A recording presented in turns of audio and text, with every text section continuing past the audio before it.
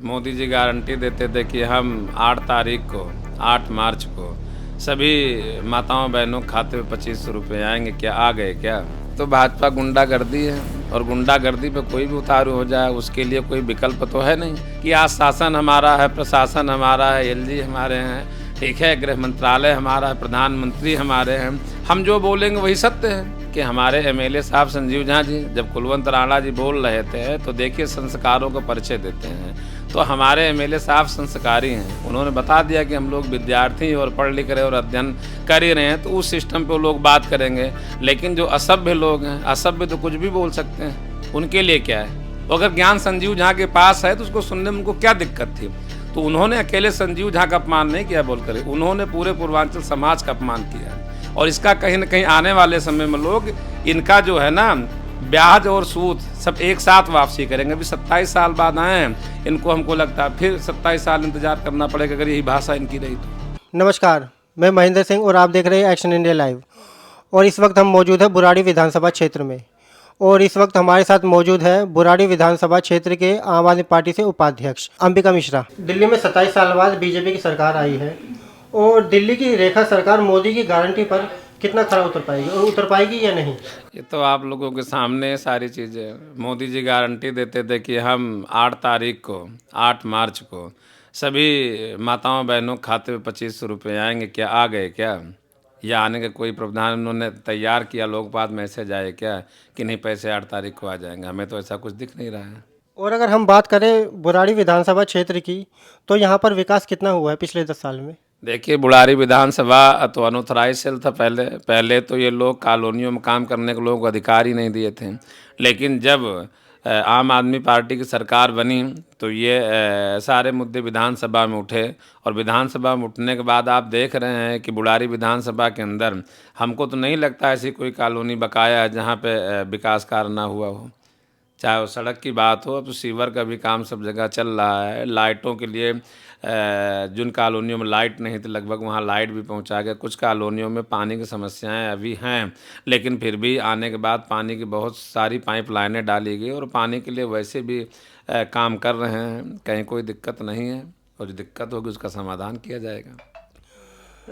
जैसा कि बुराड़ी विधानसभा seat Purvanchali seat घोषित हो चुकी है और लगभग यहाँ पे 60% प्रवासी वोटर्स है और विधायक भी प्रवासी है। तो विधायक ने प्रवासियों के लिए क्या किया है? देखिए, प्रवासियों के लिए बात करती है, छठ पर्व अभी गया है पीछे और आपको पता है कि आम आदमी पार्टी की सरकार आने के बाद जो छठ लोग अपना आपस में चंदा लेकर के कहीं न कहीं किया करते थे, वो अब दिल्ली सरकार सभी का पैसा पे किया करती थी। कितने घाट बढ़ गए। तो ये कहीं न कहीं पूर्वांचल प्रवासी लोग हैं, उसी के बारे में तो कहीं न कहीं सरकार सोच रही है। और जितने कॉलोनियों में लोग बस रहे वो भी प्रवासी लोग हैं। तो प्रवासियों के लिए तो ऑलरेडी ये सरकार भी काम कर रही थी और हमारे एमएलए साहब संजीव झा जी भी प्रवासियों के लिए हमेशा अग्रसर रहते हैं। सभी कॉलोनियों में अगर विकास कार्य हो रहा है तो प्रवासियों के लिए तो हो रहा है, हो किसके लिए रहा है? विधानसभा सत्र के दौरान आपके सभी विधायकों को विधानसभा से बाहर निकाल दिया था, इस बारे में आपका क्या कहना है? देखिए, ये तो भाजपा गुंडागर्दी है और गुंडागर्दी पे कोई भी उतारू हो जाए उसके लिए कोई विकल्प तो है नहीं, कोई कुछ भी कह सकता है। आपने देखा कि हमारे एमएलए साहब संजीव झा जी जब कुलवंत राणा जी बोल रहे थे तो देखिए संस्कारों का परिचय देते हैं। तो हमारे एमएलए साहब संस्कारी हैं, उन्होंने बता दिया कि हम लोग विद्यार्थी और पढ़ लिख रहे और अध्ययन कर ही रहे हैं, तो उस सिस्टम पर वो लोग बात करेंगे। लेकिन जो असभ्य लोग हैं, असभ्य तो कुछ भी बोल सकते हैं, उनके लिए क्या है? उनके लिए तो सब कुछ है और उनको पता है कि आज शासन हमारा है, प्रशासन हमारा है, एलजी हमारे हैं, ठीक है, गृह मंत्रालय हमारा है, प्रधानमंत्री हमारे हैं, हम जो बोलेंगे वही सत्य है। और बाकी लोग जो हैं क्या कुलवंत राणा जी से कम बार से संजीव झा चुनाव जीत करके आए, चौथी बार बुढ़ारी विधानसभा के विधायक संजीव झा जी बने हैं, तो ये कोई छोटी बात तो है नहीं। और कुलवंत राणा जी जो है हमको लगता है कि कहीं ना कहीं वो भी 3-4 बार उनका सिस्टम रहा है, तो लगभग तो बराबर का कैडर हो गया ना। उम्र का कैडर थोड़ा ही है, ज्ञान तो ज्ञान है, ज्ञान किसी के पास हो सकता है।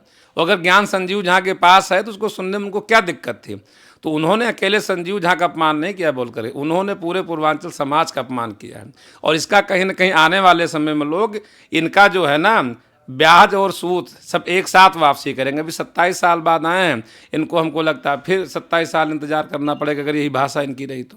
अंबिका जी, आप भी मुकुंदपुर वार्ड में रहते हैं, यहाँ पे साफ़ सफाई की व्यवस्था कैसी है?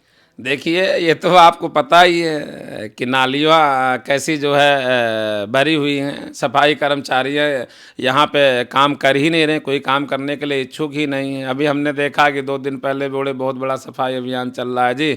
सारी रेहड़ी पटरी उड़ करके चली गई और आज पता चला, मैं सुबह जाके देख रहा हूँ तो सारी रेहड़ियाँ फिर वैसे लगी पड़ी। तो देखिए, राठौड़ जी भी मुकुंदपुर के रहने वाले हैं और इनको कहीं न कहीं मैं यही कहूँगा, मुकुंदपुर लोगों इनको ध्यान रखना चाहिए और साफ़ सफाई के लिए चुन करके अगर पार्षद आए हैं तो इनको साफ़ सफाई विशेष ध्यान रखना चाहिए। थोड़ा कुछ जो इनके चमचे हैं, चमचों से सावधान होकर के और अपने क्षेत्र के लोगों से मुलाकात करें और लोगों का काम करें।